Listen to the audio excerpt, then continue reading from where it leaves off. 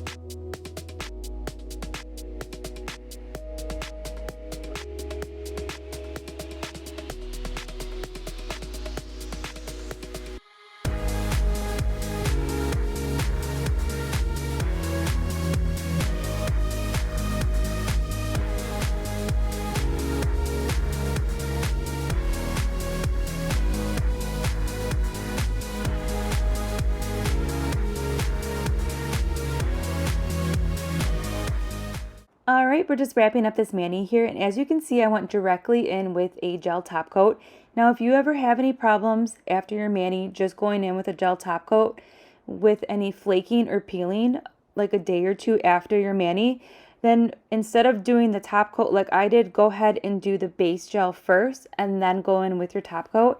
And how pretty is this ombre? It's giving me that beautiful fall sunset sky, and I really like this mani. I think it's super pretty.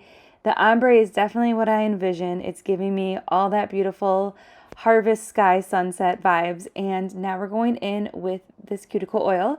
It's a cuticle oil that Sassy Mouth and CANDI Skincare collaborated together, and it smells amazing.